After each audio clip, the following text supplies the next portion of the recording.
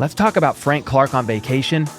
And no baby here yet. Look at some Chiefs wide receiver core rankings and also talk about a sleeper tight end that appears to be climbing through the ranks and much freaking more. But first, how about those?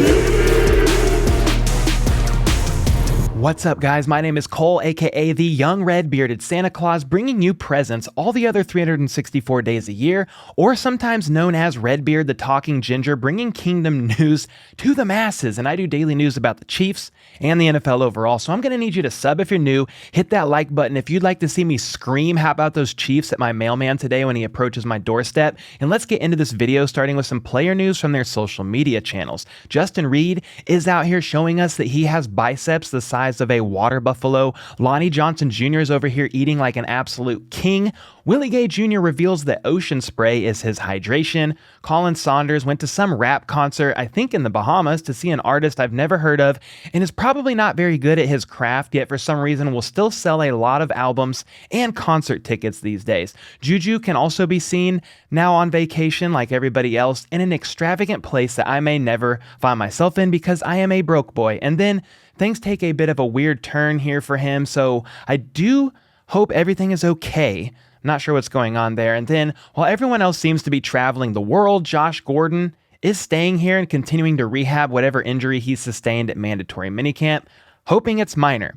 Mahomes could be seen at the kiddie pool, sipping on a virgin pina colada and taking his daughter for a ride down the water slide. And while some of you are giving me a hard time for giving Frank Clark a hard time for missing mandatory minicamp because his wife was about to have a baby, well, not only has she not had her baby yet, but they are definitely on vacation somewhere. So I'm tempted to take back my initial semi-apology about Frank Clark after seeing this, though I do understand she could have her baby any day, and he wants to stay close just in case. I get that aspect, but still, I'm getting frustrated, so let's move on. Maurice Jones-Drew, a man with first names for his first and last, and is also an NFL.com analyst, released an article yesterday titled, "Who Will Get the Most Touches from Crowded Position Groups?" And about the Chiefs, he said this: "Make no mistake, tight end Travis Kelce is the Chiefs' top receiver." Well, yes, that's a given, Maurice Jones-Drew. Then he says, but who will make up the production loss from Tyreek Hill's departure? Hardman can certainly be a field stretcher, and his familiarity with the Chiefs' offense, elite speed, and home run ability. He has yet to surpass 700 receiving yards in a season, though.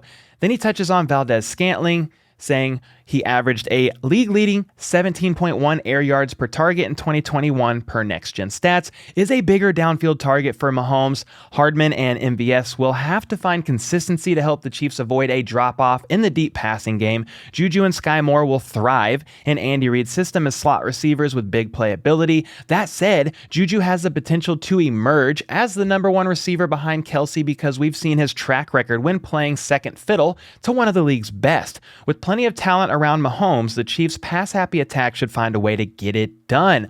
Or as Larry the Cable Guy would say, get her done. Anyway, it might just not look like the unit we've witnessed during their sensational stretch of success over the past 4 seasons. Well, yeah, that is a given because Tyreek Hill is gone.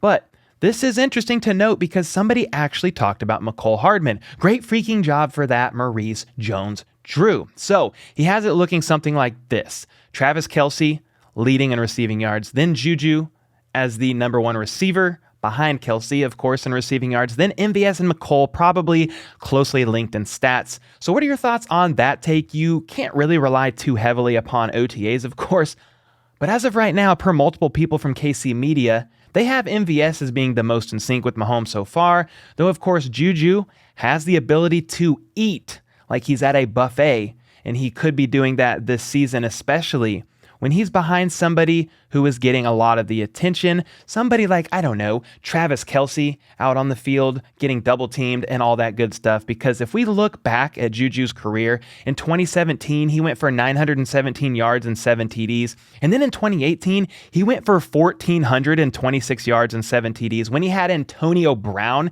getting a lot of the attention. But you can see when Antonio Brown left, JuJu's stats began to dip. But this isn't the best way to look at things because Ben Roethlisberger also began to get brittle, lose bone density, mobility, and arm strength due to his old age. So it's hard to say for sure if JuJu's decline was an inability to handle things when Antonio Brown left Big Ben's regression, or a bit of both, but I'll tell you this much. We're about to find out this season now, aren't we? And then Sam Robinson of Yardbarker, barkbark.com, recently ranked every team's receiving core, and the Chiefs were ranked 19th overall. And by the way, the Dolphins were ranked 5th, so thanks to Tyreek Hill for that one. But he basically says MVS and McColl are definite speed threats, yet nobody can match what Tyreek provided. JuJu will complement MVS's deep ball capabilities, but like I just said, he has had issues proving himself since Antonio Brown's exit in 2018, but hopefully it's going to look good because of Travis Kelce. However, also to note, JuJu is only 25 and could be lethal in the slot with Patrick Mahomes. Sky Moore appears to be a slot in training, and McColl's contributions are a bonus at this point. Still though, Tyreek is gone, and therefore the Chiefs drop in their receiver rankings. Continuing the theme of receiver rankings, PFF actually gives the Chiefs receiving core the exact same rank. 19th overall in the NFL, pretty much parroting whatever everybody else has been saying. Tyreek is gone. They brought in several others in the Dash brothers, which is MVS and JuJu Smith-Schuster, and then drafted Sky Moore, yet Travis Kelce remains a very bright spot for the team. So yeah, basically, nobody has any idea what to make of the Chiefs receiving core so far until we actually get into the season. 19th overall seems a bit harsh, but I care not about offseason rankings and much more about how effective they are as an actual unit once the season starts. And my suspicion is they're going to do pretty freaking well. The floor of this receiving core is higher than last year's unit, and the ball is going to be spread all around like butter on toast. And I think personally that it's going to be absolutely glorious. And since we're on the subject of receivers and players who are in theory going to move the needle this season, Matt Stagner of Arrowhead Pride put out an article yesterday on Chiefs market movers after mandatory minicamp, basically listing several players who seem to be trending in the right direction and some who seem to be trending in the wrong direction, so far at least. And either direction these players are moving will indeed be moving the needle. So let's take a look at it. Matt starts with those moving in the right direction, and the main one he mentions is MVS. Surprise, surprise. Again, as stated above, MVS seems to be the most in tune with Mahomes, which I give credit to their time down in Texas and also to the fact that he came from playing with an elite talent such as Aaron Rodgers with the Packers, and mark my words, that helps more than we think it does. He then lists Nick Bolton next, a man who exceeded all expectations as a rookie and is being tasked with leading the linebackers and really taking command of the defense this season. He will more than likely be the Mike linebacker in 2022, wearing the green dot on his little head and calling the defense. So far in OTAs, he has shown some great flashes and has said personally, the game has slowed down for him a bit, meaning he can react quicker and see things coming more easily. So very freaking exciting stuff to say the least. Next up on the list is Josh Gordon. Of all the receivers that have been out there putting work in that are fighting for a roster lock, meaning receivers not named Sky Moore, MVS, JuJu, and McColl, I would say that Josh Gordon has been the most impressive guy thus far. He did leave mandatory minicamp with a minor injury though, and Coach Reed himself made it seem like the injury initially appeared to be a little bit more scary, but he came out on the right side of it and should be good to go by training camp. So that is good news, and he will be a definite player to watch to see if he still stands out while in St. Joe, Missouri.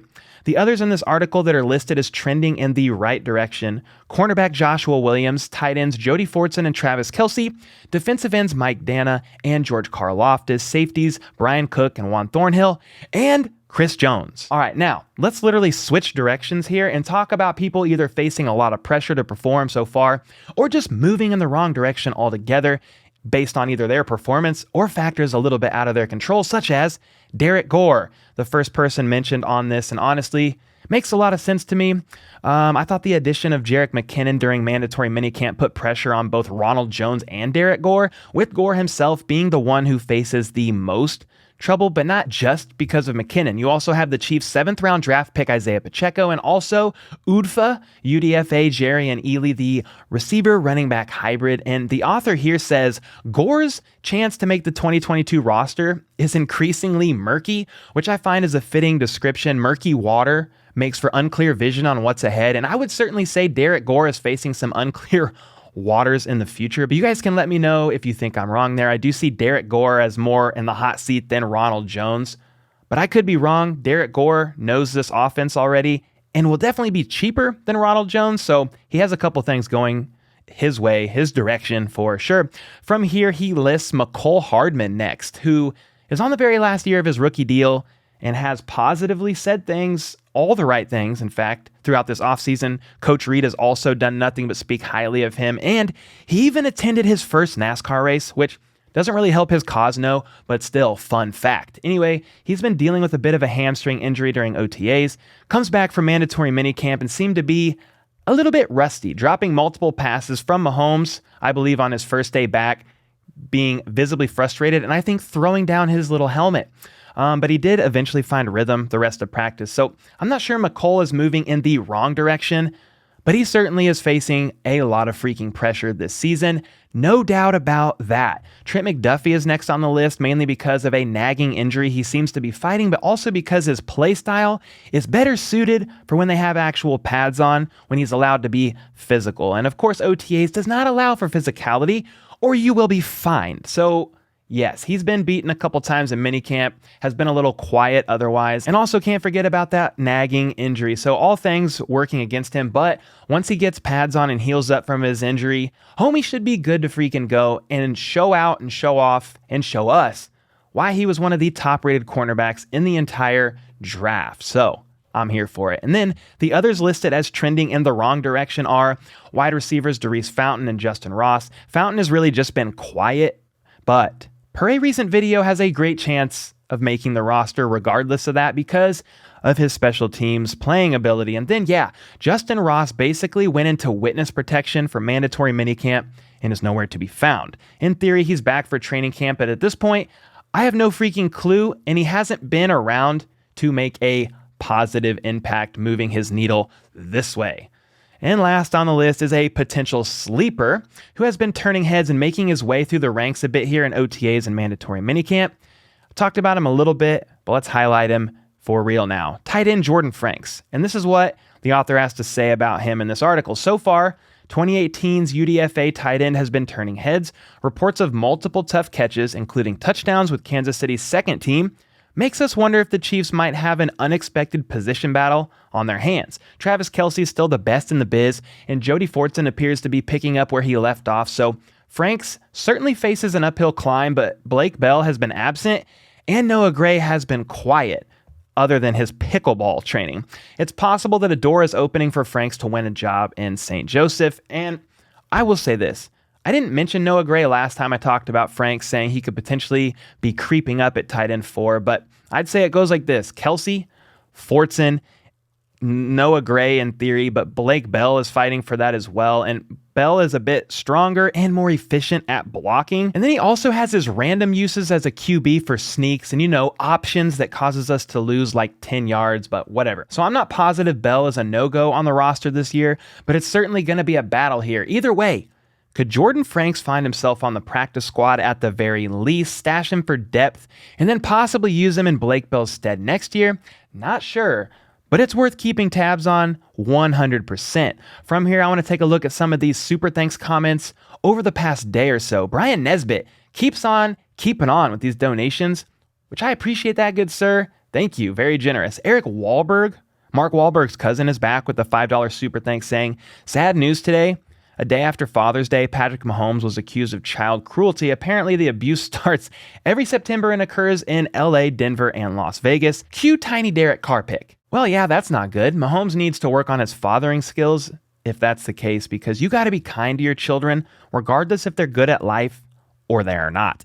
And then Stephen Taylor, coming in hot with a $50 super thanks, BOMB. These $50 bombs are getting out of hand. It's wild out here. He says, Cole, you're a red-bearded wonder and a Chiefs Nation treasure, maybe national treasure. Keep up the outstanding work and treat your kids to some ice cream during this heat spell we have going. Let's go Chiefs.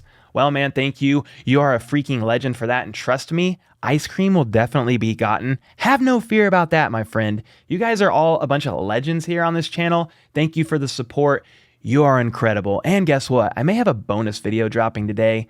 More about that later. Make sure to leave a comment below to potentially be featured in an upcoming vid, sub for more daily news like this, and check out this video here, which is a video that KCSN dropped last night talking about the 2022 offense.